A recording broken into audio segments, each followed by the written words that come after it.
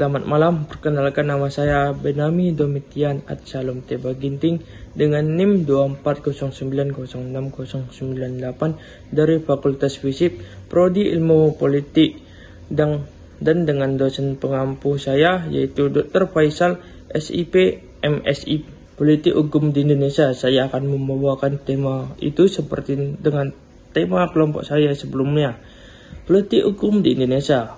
Politik hukum adalah kebijakan dasar negara dalam bidang hukum yang bertujuan untuk mencapai tujuan negara. Di Indonesia, politik hukum sangat dipengaruhi oleh sejarah, budaya, dan nilai-nilai Pancasila.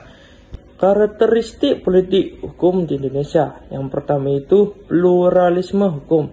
Indonesia memiliki keberagaman hukum seperti hukum adat, hukum agama, dan hukum nasional. Ketiga sistem hukum ini saling berinteraksi dan mempengaruhi satu sama lain. Yang kedua itu dinamis. Politik hukum Indonesia terus berubah seiring dengan perkembangan zaman dan tuntutan masyarakat.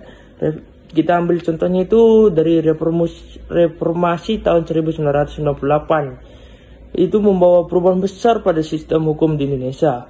Yang ketiga itu berbasis konstitusi. Semua peraturan perundang-undangan di Indonesia harus sesuai dengan UUD 1945. Hal ini menjamin bahwa segala bentuk kebijakan hukum selalu berlandaskan pada nilai-nilai dasar negara. Yang keempat itu orientasi pada kesejahteraan rakyat. Politik hukum di Indonesia bertujuan untuk mewujudkan kesejahteraan masyarakat. Hal ini tercermin dari berbagai peraturan perundang-undangan yang mengatur bidang sosial, ekonomi, dan budaya. Tantangan politik hukum di Indonesia. Yang pertama itu penegakan hukum. Salah satu tantangan terbesar adalah lemahnya penegakan hukum. Korupsi dan nepotisme masih menjadi masalah serius yang menghambat penegakan hukum. Yang kedua itu ketidakpastian hukum. Terkadang adanya banyak peraturan yang tumpah tindih atau tidak jelas membuat masyarakat bingung dan sulit untuk menjalankan hak dan kewajibannya. Yang ketiga itu perubahan sosial. Perubahan sosial yang seringkali membuat hukum itu sulit untuk menyesuaikan diri dengan kondisi yang ada. Contoh penerapan politik hukum. Yang pertama itu pemilu.